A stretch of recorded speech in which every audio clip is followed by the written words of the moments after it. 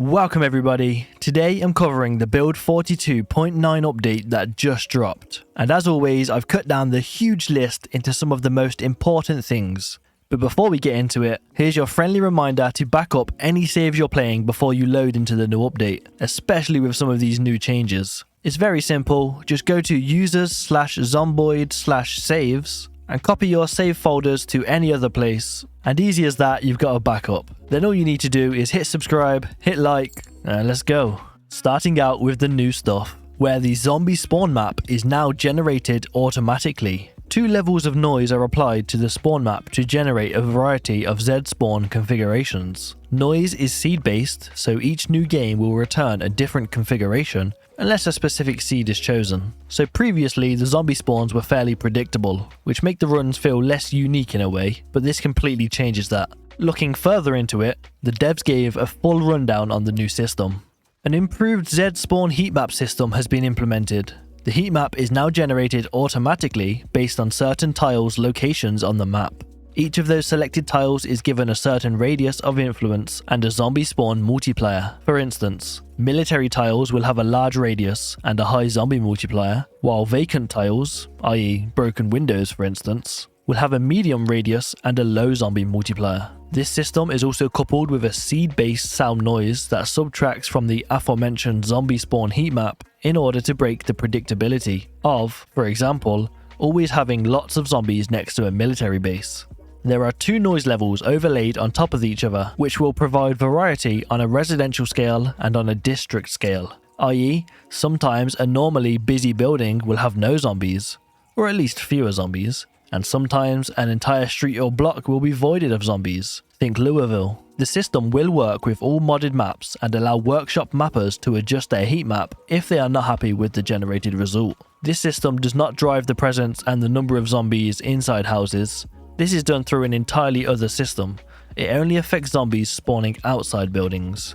We will be adjusting the tile selection that generate those areas of influence so as to make sure there are not too many weird edge cases, but overall we hope that this will be a much more robust system that will provide a more consistent Z distribution and a certain level of surprise. You can see what it looks like in debug mode under the map options. In the images on screen you can see the zombie heat map of Muldraw. The brighter sections are where more zombies are spawning, while the other is the exposed sound noise with those 2 scales made visible. It is also an intention that the tendrils of the noise will allow for some sort of empty corridors that should allow for easier sneaking between locations too, although clearly Zeds have the ability to move and drift having spawned. So I've only played around with this a little bit, therefore I can't speak from too much experience. However, from my initial impressions, this is a great change, as unpredictability is a great thing when it comes to stuff like this. Let me know down below, what do you think of this change? Also, before I move on, due to changes with the Z spawning system, some unexpected spawns could occur in existing saves, hence my warning to back up at the beginning, just in case you spawn into the middle of a horde. That is not how you want to go out. Anyway, they also implemented ragdolls versus explosives physics. Explosives such as pipe bombs and aerosol bombs are now much more effective at damaging and killing zombies. Explosives now use physic hit reactions when enabled. Like, just look how cool that is. Absolutely decimating a horde with a pipe bomb and seeing the corpse bounce the car. For some reason that is just so cool. And like, I spawned a few hundred zombies and the pipe bomb done some serious damage, as it should. So not only is it an incredible tool to clear zombies, it is also insanely fun. If a player knows a recipe but is 1 skill level short of being able to fulfill a skill level requirement to perform a craft recipe, having an item that teaches the recipe in their inventory or vicinity will allow for the item being used as a cookbook type reference to perform the recipe. Now that is very nice, I'm incredibly fond of that one. The pick up animal, pick up skeleton, get bones and butcher animal context menu options now highlights the animal corpse when the option is enabled. The Add Corpse context menu in the Butcher Hook UI shows item icons and highlights the corpse when an option is highlighted. They added new animations for being shot in the chest, shoulder, left and right, as well as from behind. They added new sound effects for zombies thumping wood to help players better differentiate them from thumping doors. Yes, this is what I recommended to the devs after getting a little confused in my Let's Play series on the second channel. There is an invisible zombie banging on a door. Unless I've got super hearing. So I'm really glad they took that on board and changed it. Also, if you want some long, much more laid back, chill Let's Play videos, then make sure you go and check out the second channel. Let's try and hit 1K by the end of the year. That'd be nice. They added a new sound for removing wooden planks with the crowbar animation. Added new sound for when grabbing chicken or turkey from a hatchery. They updated the M16 full auto sound. The existing wildlife noise, wolf and owl sounds will not occur until 4 weeks have passed for any player that happens to be in a square that is in an urban foraging zone or is within a municipal region zone. Obviously, because the animals wouldn't just reclaim the city instantly, I guess they need a few weeks. There's also new armor hit sounds for firearms and melee. The state of an active vehicle alarm is now saved and restored, so it is no longer possible to quit and reload to cancel a vehicle alarm. To be honest, if you were quitting the game to stop an alarm, that's kinda crazy. But I mean, you do you. Well, I guess you can't do that anymore, but you get the point. Added aramid thread item, which can be used alongside sinew thread for several armor and leather type crafts. Aramid is the non-trademarked generic name for the molecule that bulletproof vests are made from. So basically Kevlar. They also added a recipe to harvest aramid thread from bulletproof vests and limb armor, and firefighter clothing, including broken items. As police and firefighter zombies are relatively common, this serves as a means for players to gather armor and leather crafting resources without sinew. Added screen filter option under the textures section for better control over zoom levels that appear blurry. The extended placement UI now has both rotation and movement in the same UI. So if you don't know what the extended placement UI is, which I didn't until recently, I'll quickly show you how to use it. So if you place down any item on the ground, and then right click it, you'll get the option for extend 3D placement.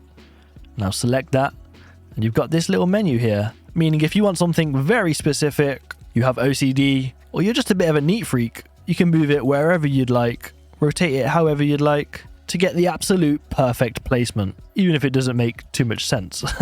Now we have one that will probably go under the radar, but I'm very glad they added it. Researching items and looking at maps will replace the item back in the original container.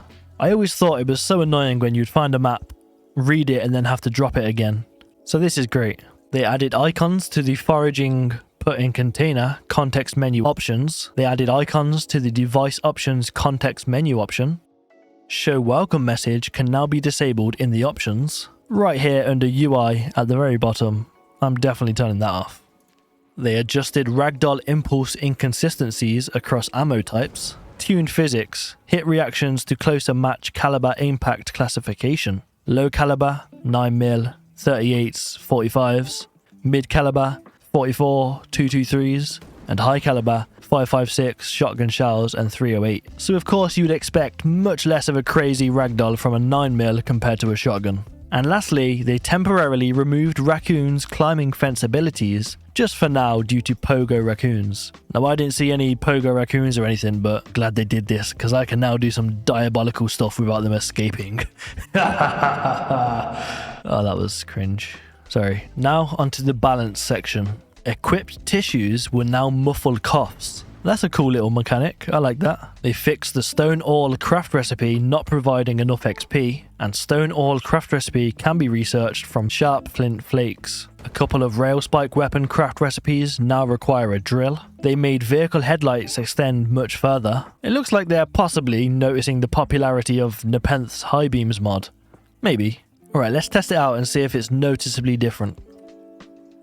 Oh yeah, that is much better. Okay, maybe you don't need the high beams mod.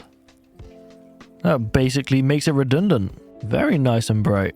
They updated cooking recipes to accept mixed water. They bumped the generator max vertical range sandbox option from 10 to 15, making skyscrapers even better really. They adjusted industrial dye spawns. Beverages and other evolved recipes that require water can now be prepared with mixed water. And lastly, they fixed some render order on zombie outfits that were incorrect. And there's a whole bunch of them, so just pause if you're interested. Or as always, the patch notes are in the description.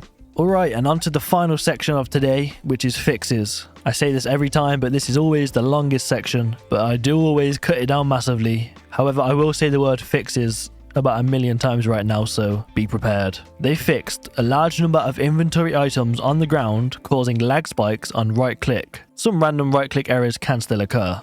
They fixed ragdolls losing shadows sometimes, fixed ragdoll corpses becoming non-lootable, fixed generator tile range sandbox option not working above 20 tiles, fixed issues with poison system and liquids, fixed chunk lighting not always being updated when the loaded area of the map changes, fixed character spinning in place when WASD is pressed quickly, fixed butchering hook UI, fixed characters doing an extra animation when shoving with gun in hand. The issue still remains for Mac users. They fixed range weapons, targeting, hitting and damaging vehicles, fixed room light switches being disabled by shooting them, fixed being unable to rotate mannequins, fixed not being able to shoot animals, fixed player getting locked in the fishing animation during combat, fixed zombies not reacting to player shouts when attacking objects. Zombies will tend to stop thumping objects when they hear a loud, non-zombie sound behind them. This won't happen if they are targeting a player that they see or recently saw in front of them. Fixed vehicles that could be seen by turning around, fading out. Yes, that was annoying. Fixed smoke bomb explode not playing. Fixed character stomps or attacks down Z too early. Still not perfect, but they're working on it. Yeah, that did feel a bit dodgy at times, I can't lie. They fixed hunks not spawning. The world is healing. Oh yeah. They fixed fire hardening spears using carpentry and not carving when randomizing the resultant spear's condition. They fixed page buttons in crafting and building menu icon view mode being inaccessible on controller. Fixed missing distribution reference for blacksmithing step vans. Fixed missing function for the coffee machine recipes. Fixed minor issues with the neck bone for some handgun recoils. And last but not least, they fixed players being able to replace items back into containers after using them after having walked away from them. Yeah, I didn't know what was going on with that, but during my Let's Play, I did notice that happening, but I wasn't too sure how I was doing it. But anyway, that's all for the update. It's definitely smaller than the rest, but it came out very quickly, so I'm happy with that. We're definitely getting closer to that stable date. We're on 42.9 now. I don't know what's going to be next, maybe 42.9.1. I don't know, you tell me, but hopefully we're getting closer. And then I won't receive 1,000,000 comments asking when multiplayer is. Although actually, I take that back. Comment that as much as you want because the algorithm loves a comment. But yeah, I hope you enjoyed. Hope you got some value out of this. Save you some time reading the giant wall of text. My content has been very informational focused recently, and these videos will definitely continue, but I'm going to start mixing in much more like gameplay, challenge, story-driven narrative videos. One of which will be out within the next week. It's my first ever time doing a completely post-narrated video, and it's attempting to survive as long as possible without sleeping. So I look forward to seeing you in the next one. Go and enjoy some Build 42.9. Have an amazing day, and peace.